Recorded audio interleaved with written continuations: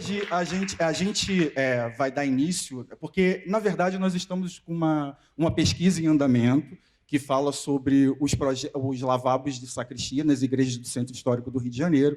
E, como fruto desse projeto, a gente já conseguiu publicar sobre o lavabo da Igreja de São Francisco de Paula, que, como a gente vai falar aqui o tempo inteiro, é um belíssimo exemplar feito em mármore, que utiliza essa técnica de embutido policromo, que mais tarde o Fernando vai explicar para vocês melhor como que isso se dá, como esse trabalho, como essa técnica se deu dentro desse lavabo. Enfim, nós colocamos aqui também um conteúdo para que vocês pudessem ter mais ou menos o que a gente pretende fazer. Então, eu vou ficar com a parte mais chata aqui da exposição, vou falar um pouco da parte histórica, né, a origem do lavabo, a simbologia, os usos, como que o lavabo ele deixa de ser um simples costume e passa a fazer parte de um preceito canônico, de um mobiliário, de uma peça fundamental dentro do cerimonial eucarístico. Depois do Vaticano II, nem tanto assim. Mas, no terceiro tópico, a gente vai falar desse belíssimo lavabo que se encontra e que esse ano faz 170 anos desde a sua produção da igreja, construção da Igreja de São Francisco de Paula.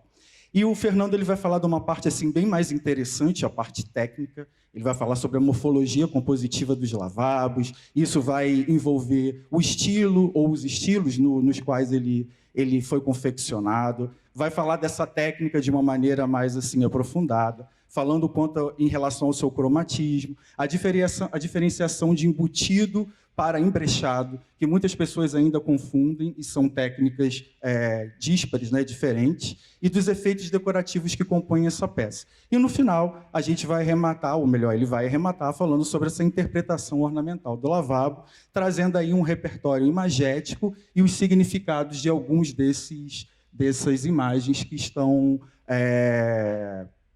que se encontram nesse lavabo. E eu gostaria também de fazer aqui só um adendo, agradecer também a professora Márcia Valéria, né? A gente esqueceu de avisar, ela também foi uma das grandes incentivadoras do nosso trabalho. Eu não sei se ela ainda está presente, mas, enfim, fica aí a ressalva.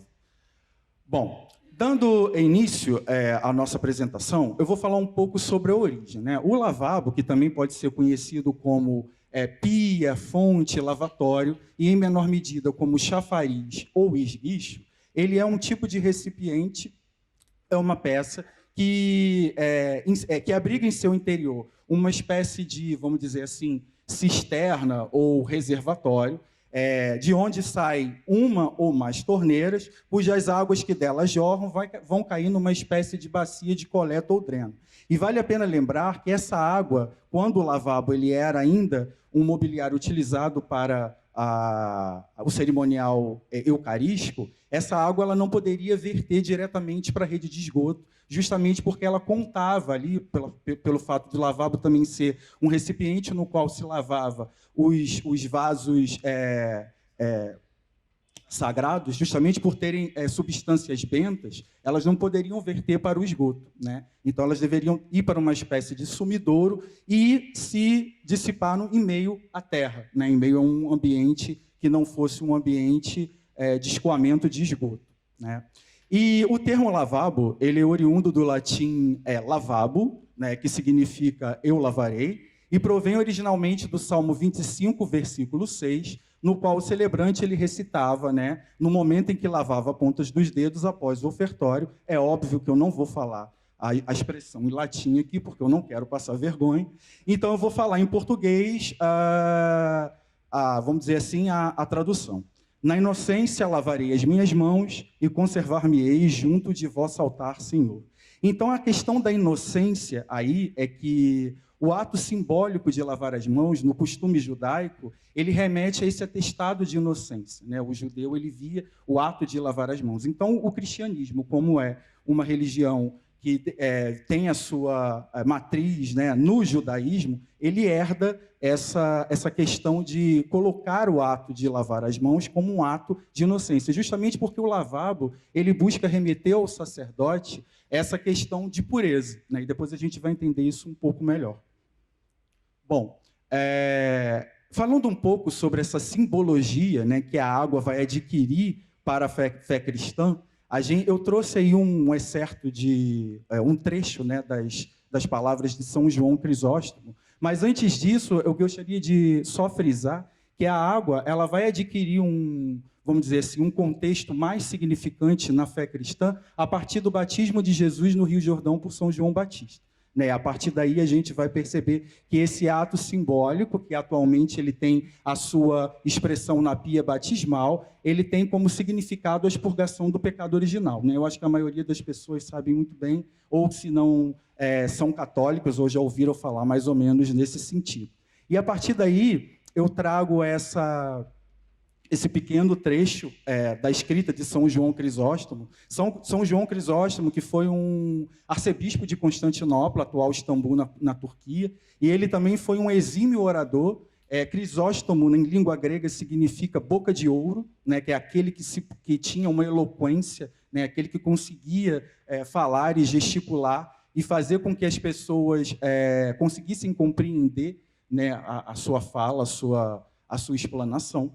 Então, São João Crisóstomo vai falar o seguinte: quando mergulhamos nossa cabeça na água, como num sepulcro, o homem velho fica imerso e enterrado inteiramente. Quando saímos da água, o homem novo aparece subitamente. Então, esse aspecto, né, como a gente pode perceber, São João Crisóstomo ele evoca essa virtude purificadora da água e também esse poder soteriológico. Né? Soteriológico significa salvação, salvífico, né? Que a água se torna um sacramental para a Igreja Católica, e a partir do momento em que você submerge o indivíduo, é como se ele ali deixasse a sua vida velha, e a partir do momento em que ele emerge da água, surge um indivíduo novo, né? Uma pessoa nova.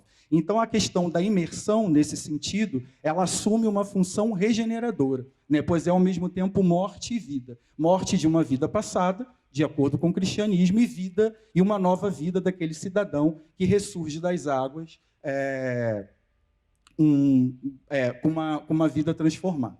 E, a partir de então, a água assume para a Igreja Católica esse viés um pouco, vamos dizer assim, regenerador, purificador, transformador.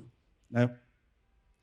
E, dando prosseguimento, a gente vai falar um pouco dos usos. Né? Então, a utilização desse tipo de vamos dizer assim, aparato, né, de aparelho, que tem como finalidade trabalhar com a higidez, né, com a higiene sacerdotal, ela tem os seus,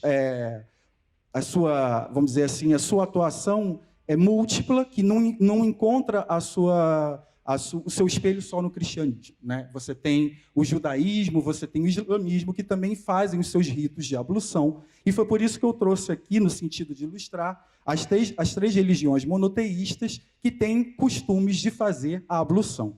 Então, eu vou falar, por último, aqui do catolicismo, que a gente tem aqui um manustérgio, a gente tem aqui um gomil, com uma vasilha embaixo, que é justamente no momento que é também chamado, após o ofertório, né, que é a oração do lavabo, que eu expus aqui uma foto em que o sacerdote ele lava a ponta dos dedos no sentido de se purificar, né, antes de fazer o sacrifício.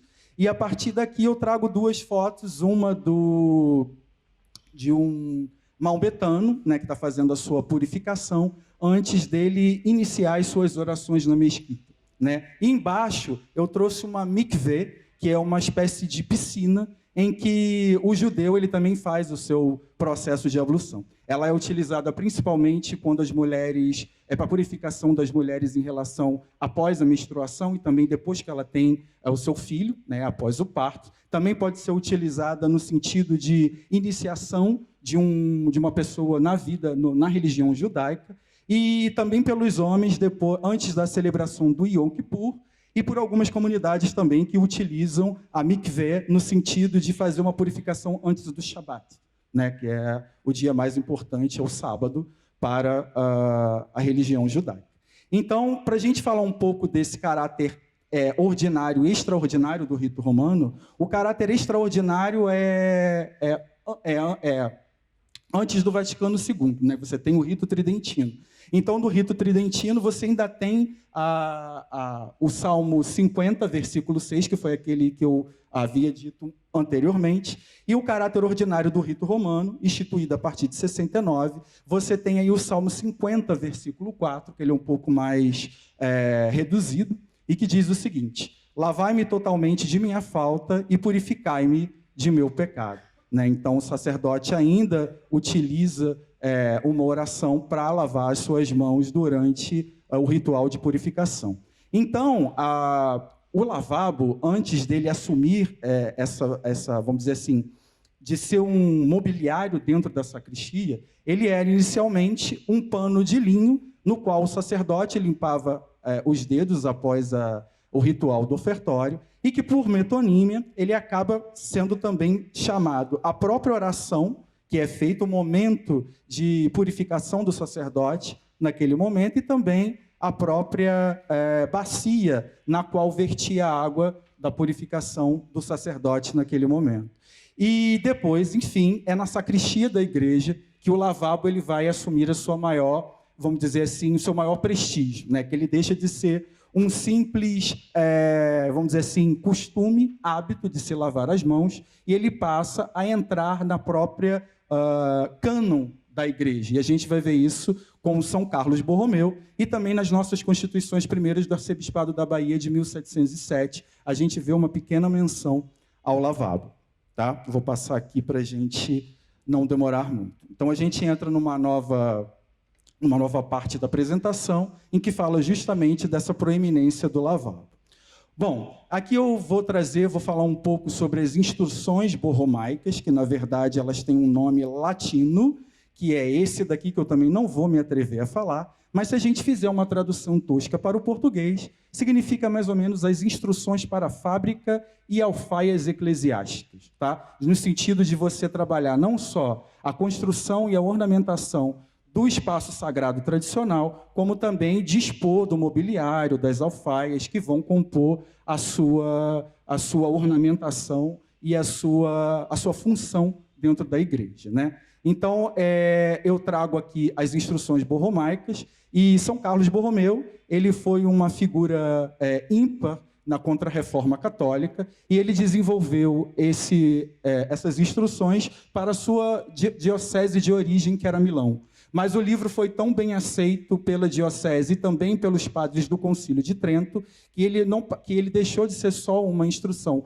feita para os milaneses e abarcou toda vamos dizer assim, a Igreja Universal, né? Tendo seus reflexos, inclusive, nas constituições primeiras do Arcebispado da Bahia, que vai beber e muito das instruções borromaicas. Tá? Então, eu vou falar um pouco sobre essas instruções, que ela tem, como já está ali falado, é um manual voltado para a construção e ornamentação da igreja. Ele é de 1577, elaborado por esse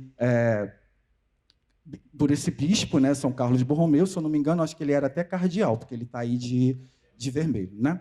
Então, as instruções borromaicas, elas vão falar no seu capítulo 27 sobre a sacristia. E dentro da sacristia, o que é mais interessante é que ela vai falar não só como o lavabo deve ser disposto, o material no qual ele deve ser produzido, e, ao mesmo tempo, que tipo de, vamos dizer assim, qual o lugar que ele deve ocupar dentro da sacristia. Né? Ele não pode ser feito com qualquer tipo de material, e ele deve obedecer, basicamente, ao estilo que a igreja é confeccionada. Se ela for uma capela, se ela for humilde, ele faz algumas restrições sobre o tipo de material que vai ser utilizado na fatura desse lavabo. Né? E, então, a gente já percebe a diligência da igreja para esse mobiliário, que ele deixa de ser um simples costume e ele passa a figurar como um preceito, tendo sua, vamos dizer assim, a estipulação para a sua produção, inclusive estabelecida por um cânon, né?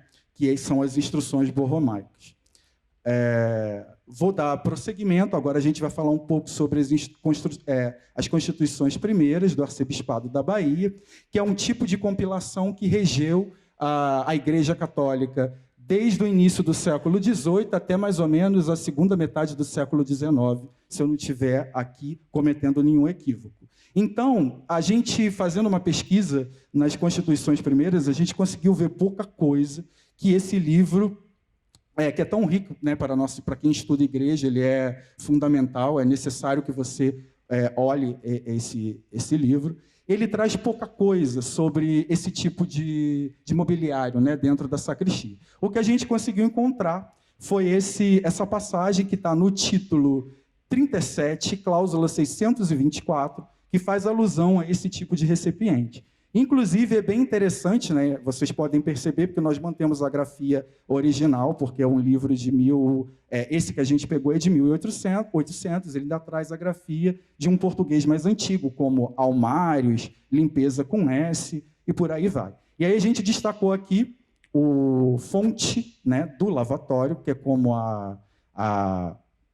o documento trata o lavabo, né? E o que é mais interessante, antes da gente falar sobre o missal romano, é que, seja qual for o dispositivo canônico que a gente estivesse olhando, o que era bem interessante é que eles trazem sempre um dispositivo sobre o tipo de confecção que deve ter o toalheiro, né? Todos eles fazem menção a um toalheiro. Então, a gente tirou foto desse toalheiro do Mosteiro de São Bento, que é belíssimo. Infelizmente, não está dando para vocês lerem, mas vem escrito antemissam e postmissam, desculpa o meu latim, né, que é antes da missa e após a missa, em que o sacerdote tinha que fazer o seu trabalho de purificação diante do lavabo.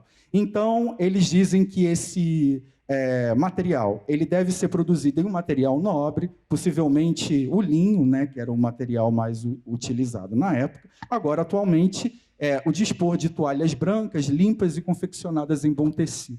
Né? Isso é fundamental para o ritual. E no Missal Romano, um documento mais coevo, mais contemporâneo, de 1969, ele traz em seu capítulo 6º, 334, que mesmo assim se mantenha o costume de se construir na sacristia um sumidouro, no qual sejam vertidos aí as águas da ablução, dos vasos sagrados e dos corporais e sanguíneos, tá? Porque o lavabo, embora tenha perdido, vamos dizer assim, uma função mais eucarística, né, dentro do cerimonial católico, ele ainda é mandado ser construído, enfim, nas igrejas um pouco mais modernas, né, vamos assim pensar. Dando prosseguimento, agora a gente vai entrar no objeto de fato do nosso estudo de caso, que é o lavabo da igreja de São Francisco de Paula, um exemplar pétreo belíssimo, como eu já falei. Ele está completando esse ano 170 anos, né, da sua construção, que foi ofertado por seus sacristães e o vigário entre os anos de 1853, 1852 e 1853. Aqui a gente traz também uma preciosidade que a gente achou no IFAM, fazendo as nossas pesquisas, que é uma foto da sacristia da igreja de São Francisco de Paula, considerada pelo próprio documento uma das mais amplas e mais aconchegantes do centro histórico do Rio de Janeiro. Eu estou vendo que muitas pessoas estão tirando fotos sem problema algum. Eu gostaria até de falar isso. No final, a gente vai deixar o nosso e-mail, o e-mail também da nossa página. Se vocês quiserem a apresentação, a gente disponibiliza em PDF para todo mundo. Tá? É só pedir para a gente depois por e-mail. Vamos falar depois, pode deixar, Padre. Obrigado. Não esqueci, não. Eu pedi para a Deise fazer o jabá também. Aí, essa sacristia da igreja, como vocês podem ver, ela mudou pouquíssimo, né? Agora ela está um pouquinho, também tem as suas modernidades, no lugar desses bastões que eram levados para a missa. Eu esqueci o nome desses... Você sabe, Padre? Aqueles... esse suporte que são levadas à cruz processional, né? Enfim, agora tem um bebedouro, esses vasos também belíssimos que tem ao lado do lavabo, eles continuam sem flores agora, a última vez que eu fui. Enfim, mas para vocês poderem ter uma noção, essa é a porta de entrada da sacristia, né? E ele se localiza na parede direita de quem entra, né? Pela porta aqui da entrada da sacristia. Embora ele pareça pequenininho, ele tem mais de 3 metros de altura e ele tem 1,80, né? 1,80 mais ou menos de largura. Ele é todo confeccionado na técnica de embutido policromo, que é uma técnica em que você utiliza pedaços, né, milimetricamente produzidos, recortados para serem encaixados em cada pecinha vamos dizer assim, da estrutura principal. E ele é policromo porque ele utiliza uma variedade de mármores coloridas que vão dar aí essa expressão de mosaico das peças que estão sendo produzidas nesse lavabo, que é uma representação belíssima. A gente, infelizmente, essa foto está um pouco escura, mas eu acredito que por essas daqui, e depois que vocês receberem o PDF em casa, eu acho que vocês vão poder enxergar isso de uma maneira melhor. Então, cada pecinha dessa que vocês estão vendo aqui, em cores diferentes dessa peça maior, são peças que são recortadas no mármore para que sejam encaixadas uma a uma dentro desses espaços, né? Por isso que a técnica é chamada de embutir, que é a mesma coisa que incrustar, melhor dizendo. Vocês vão colocar peças. E depois ela é arrematada, né? O Fernando vai explicar isso de uma maneira bem melhor, por um rejunte, né? Por um betume, não é isso? Que vai dar toda essa forma e que a gente vai poder ver aqui as suas folhagens, né? As folhas de acanto. Esse é um tipo de lavabo que ele tem, que ele apresenta no seu repertório imagético imagens sacras, você tem figuras fantásticas, você tem ornamentação geométrica, né? Você tem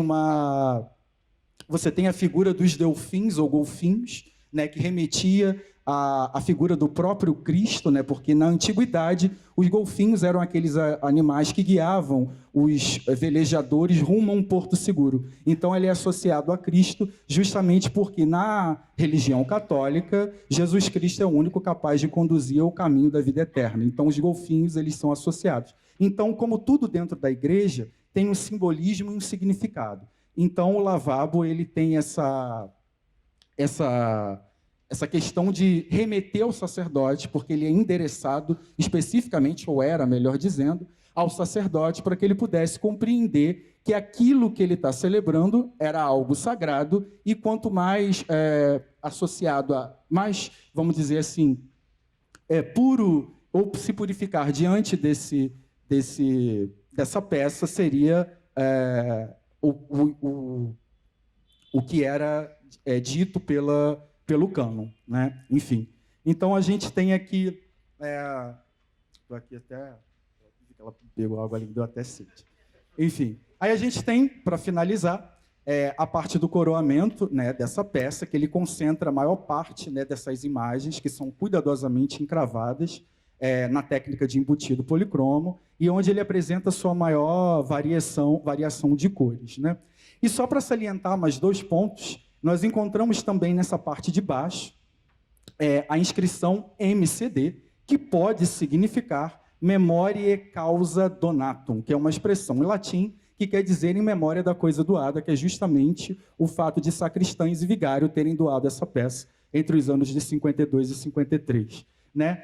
E, para finalizar mesmo, eu queria só falar um pouco sobre a questão das fontes, né? Porque quando a gente é pesquisador e a gente busca construir um artigo ou fazer um livro e tal, a gente busca as fontes primárias, obviamente, para que a gente possa ou refutar ou corroborar com as hipóteses que a gente está pensando durante a nossa pesquisa. E durante as obras, a realização da produção desse artigo, a gente falou com a Deise e ela falou, olha, infelizmente, as fontes primárias da São Francisco de Paula não estão em condições adequadas para que vocês possam fazer a pesquisa, né? A gente citou isso no artigo, mas nós demos prosseguimento a esse artigo que saiu e nós analisamos fazendo uma comparação com outros lavabos. Com os outros lavabos e, ao mesmo tempo, pegando fotos, né, que foram sendo produzidas. Então, a gente não precisa ficar aí refém do documento, como já dizia Legoff, né, documento monumento. Então, a gente deixa assim de lado e a gente utiliza outras fontes também para que a gente possa contar a nossa própria história. Lembrando sempre que a história não precisa ser refém do passado, ela só precisa ser contada de uma maneira digna, né? A gente não precisa ficar sendo refém do documento para poder contar uma história. Né? Então, eu espero que vocês tenham curtido um pouco dessa parte um pouco mais histórica. E aqui eu já passo para o meu amigo que vai falar sobre essa parte mais interessante que eu sei que vocês estão querendo ouvir. Muito obrigado.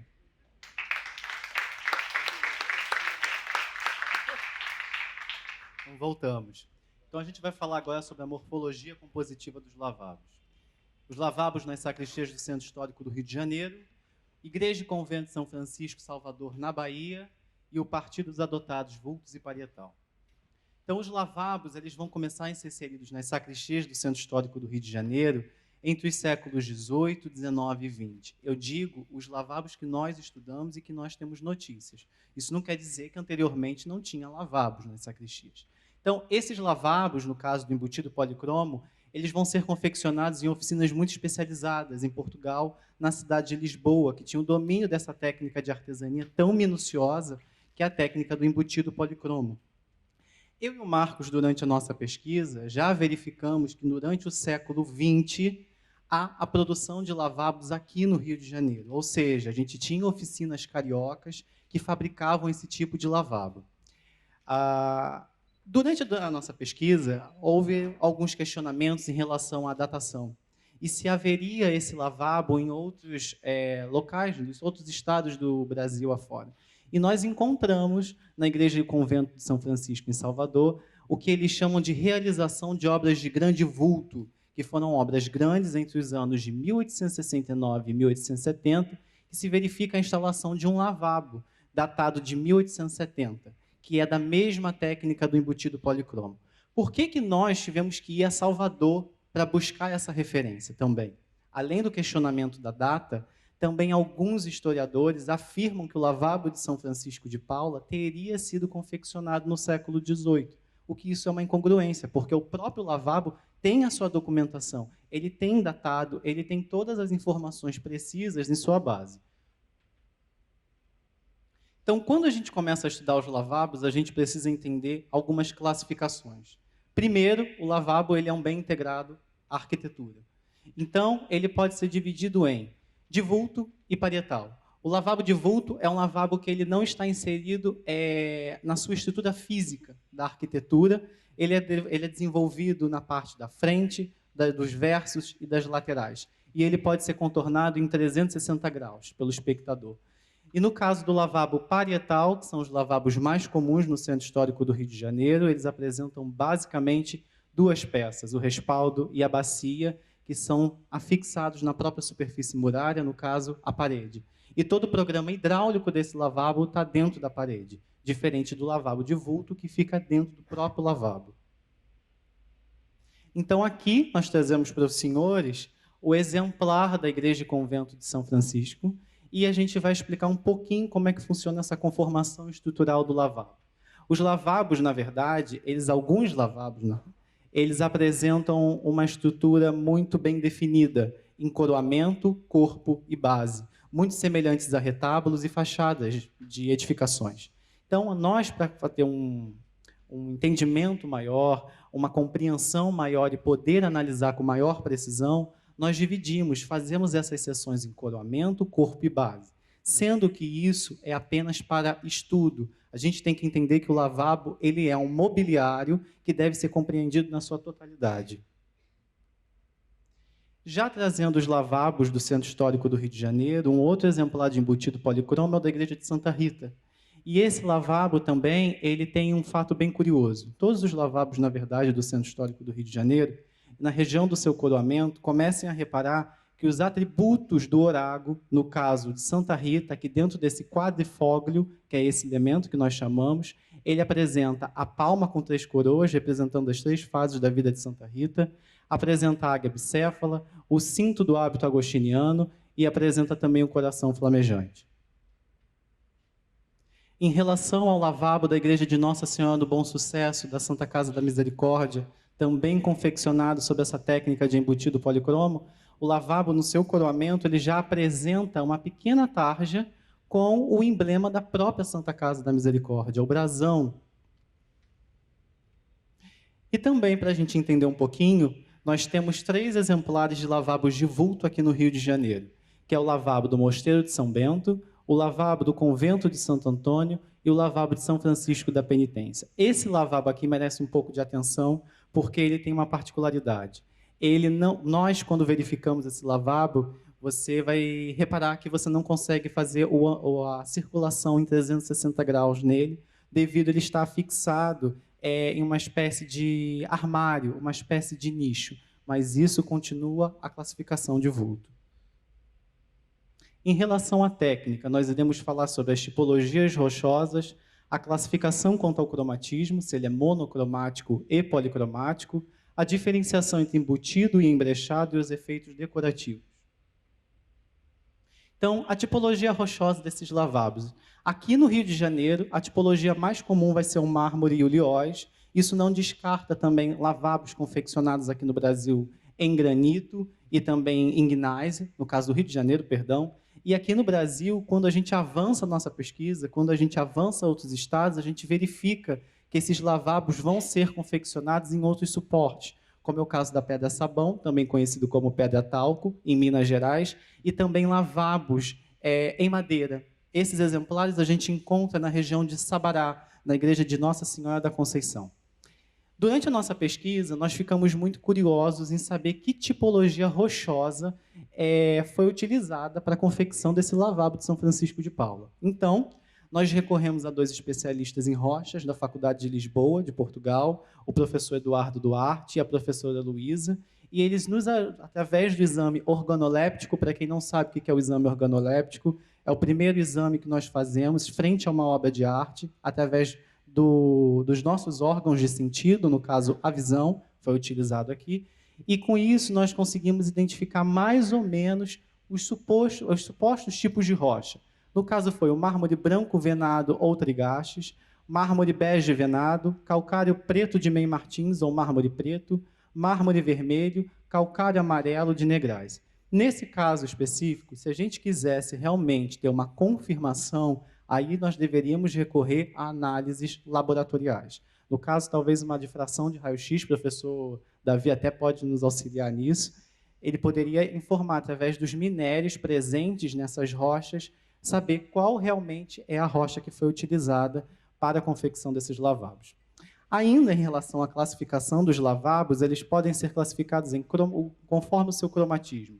Se eles são monocromáticos, que é um suporte ou superfície de uma única cor, ou policromático ou policromo, que é uma obra composta de materiais ou cores diversas. Bom, como o Marcos já havia falado, muitos pesquisadores, muitos historiadores confundem a técnica do embutido policromo com a técnica do embrechado. Então, já que nós estamos trabalhando com o lavabo do século XIX, nada mais justo a gente recorrer aos dicionaristas da época.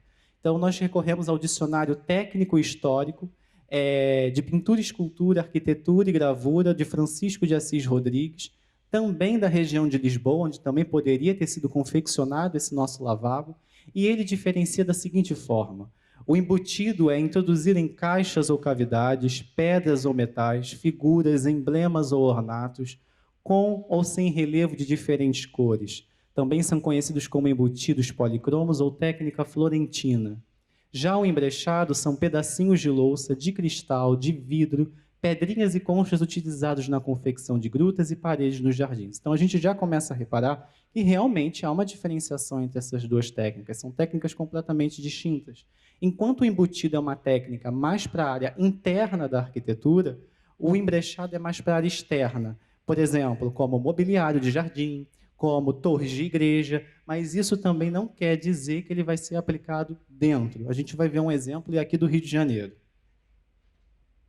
Então, em relação a um embutido, ele não vai aparecer apenas em lavabos, ele vai aparecer, por exemplo, na balaústre da Igreja da Ordem Terceira de São Francisco, da Penitência, e também reparem que no piso do presbitério, lá no fundo, se utiliza essa mesma técnica do embutido policromo. Quando nós falamos também de embutidos policromos, a gente tem que falar sobre o falso embutido, que muitas vezes passa desapercebido, que também é muito comum em Minas Gerais. A gente também encontra um pouco disso em São Paulo, em Belém. O falso embutido não é nada mais do que uma pintura sobre um painel geralmente madeirado, e ela vai reproduzir essa técnica de pedraria. Então, reparem que realmente é muito igual, até a confecção dos desenhos. Então, você tem essas linhas de contorno negra, você tem esse contraste entre o branco e o escuro, o claro e o escuro, você tem muitos enrolamentos de acanto, flores, uma decoração bem fitomórfica, e você também tem a presença desses tons castanhos, muito típico do embutido. E quando nós falamos de embrechado, a gente tem que falar sobre o Jardim das Princesas, que fica no Museu da Quinta da Boa Vista. O Jardim das Princesas é um dos grandes exemplares de embrechado aqui no Rio de Janeiro, que ele é composto por bancos, tronos e chafarizes. Então, é até uma história muito bonita, porque Dona Teresa Cristina, ela ainda se utilizando de uma argamassa úmida de cal e areia, como as pesquisas arqueométricas já nos fornecem, utilizando um traço de 1:1, 1:2, ela ia fixando as conchinhas que ela ia recolhendo nas praias do Rio de Janeiro e também as louças de serviço, como as tigelas, os pratos, os pires, todos nesse tipo de mobiliário de jardim. É interessante também a gente ressaltar que o embrechado ele vai se utilizar de porcelanas, por exemplo, no caso aqui, a foto não está muito legal, mas é uma porcelana, um prato de influência chinesa, apesar dele ser inglês, e é o que a gente chama de azul pombinho. No caso do embrechado, dentro da igreja, nós temos o lavabo da igreja de Nossa Senhora da Saúde, que é um belíssimo exemplar e pouquíssimo conhecido, que merece toda uma atenção. Ele também tem conchas, azulejos, alguns afirmam que esses azulejos são portugueses, outros afirmam que são holandeses, então isso merece ainda uma pesquisa mais aprofundada em relação à azulejaria no Rio de Janeiro. Também nós temos louças, porcelanas. Aqui já nós temos o que nós chamamos de porcelana Imari, que é uma porcelana japonesa. Muita gente confunde, fala que só tem porcelana chinesa. Não, temos que tomar muito cuidado e filtrar a nossa pesquisa. Em relação aos efeitos decorativos, o embutido policromo ele tem, como vocês já repararam, algumas linhas de contorno que ajudam a afirmar esse desenho, a realçar esse desenho e fixar as pedras entre si, que é utilizado o betume. Então, a gente tem pequenas incisões e linhas de contorno, no caso de cor negra, que vai sendo preenchido com betume. Em alguns casos específicos, ainda se acrescenta o pó de pedra.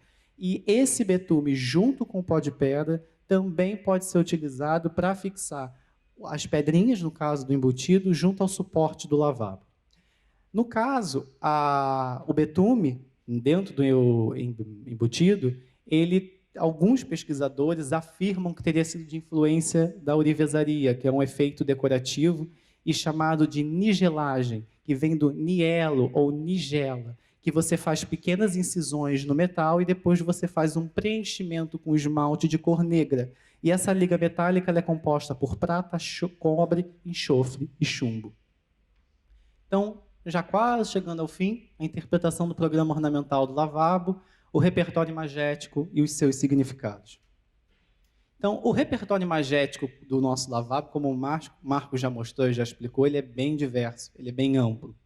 Então, durante as nossas pesquisas, nós achamos o que nós chamamos de Handbook of Ornament, de 1892, que é um reconhecido manual inglês. Esses manuais eram grandes compêndios de gravuras e textos que circulavam por toda a Europa, fornecendo orientações e até serviam de influência para que os artistas reproduzissem não só esse tipo de mobiliário pétreo, mas como outros tipos de mobiliários e até mesmo a talha, por exemplo, de igrejas.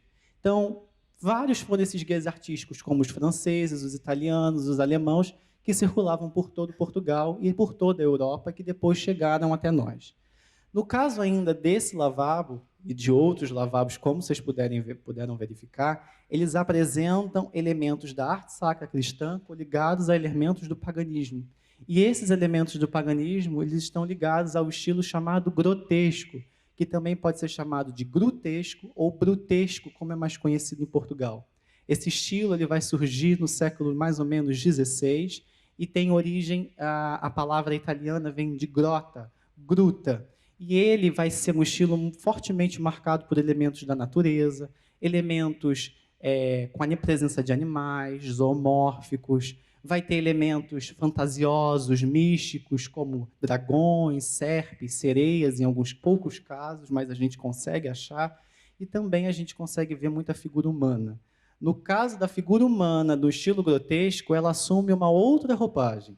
Às vezes ela vai ter ausência de braços, no caso do local dos braços vai ser colocado asas, No local das pernas, a gente vai colocar, às vezes, rabos de sereia, ou enrolamentos e tramas fitomórficas de acanto, com terminações de folhas e frutos e sementes. Então, é um estilo bem completo.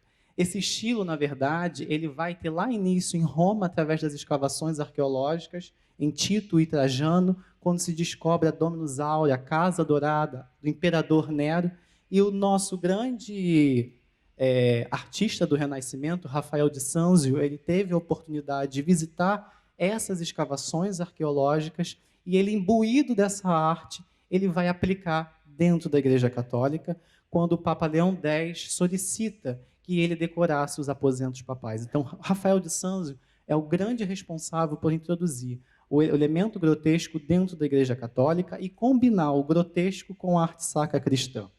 Aqui no Brasil, esse estilo vai chegar mais ou menos no final do século XVII, já início do XVIII, e o grande responsável por esse estilo chegar até nós, um grande produtor, foi o Antônio de Padre Castro, pouquíssimo estudado ainda. Antônio de Padre Castro, para quem não sabe brevemente, ele foi professor da Imperial Academia de Belas Artes, e ele ocupava a a cadeira de ornatos de escultura, e ele tinha acesso ao Handbook of Ornament, esses manuais, essas gravuras. Então, isso servia de orientação, ele ensinava isso para os seus alunos e aplicava nas obras das igrejas que ele fechava contrato. Então, em relação aos seus significados, o lavabo de São Francisco de Paula, como qualquer outro lavabo, ele tem que ser analisado individualmente. Cada um vai ter o seu repertório imagético específico. Como é um repertório muito grande, nós acabamos escolhendo apenas dois, um cristão e um pagão. No caso, o cristão, a gente tem o brasão de São Francisco de Paula, que está bem na região do coroamento. Ele vai evocar a aparição de Nossa Senhora, São Miguel Arcanjo e o Menino Jesus para São Francisco de Paula, e vai gravar em letras douradas no peito do santo a Caritas, que vai ser o principal atributo do santo e lema da Ordem dos Mínimos. E já os mascarões de aparência animalescas e as figuras híbridas são seres mitológicos que são representados, talvez, a gente diz talvez porque a gente não sabe o que se passou na cabeça do artista quando ele confeccionou esse tipo de mobiliário, e para materializar a fealdade do pecado e do mal ao qual os cristãos devem combater, especificamente os sacerdotes, como Marcos mesmo já disse. O lavabo, ele é um mobiliário destinado principalmente aos sacerdotes. E já finalizando, então a gente fez uma montagem para vocês verem como realmente é muito semelhante à presença. Aqui, essas imagens que vocês podem verificar, isso são as páginas do handbook, a tipologia de concha. Então, reparem, essa concha, como é muito semelhante a essa, esses enrolamentos de acanto que são presentes aqui nessa região central do coroamento. Esse querubim também, olha como as asas dele se comportam junto com esse. As figuras híbridas e mistas, as figuras semi-humanas, como eu havia comentado, as folhas de acanto, os delfins e as bandas vegetalistas. Obrigado.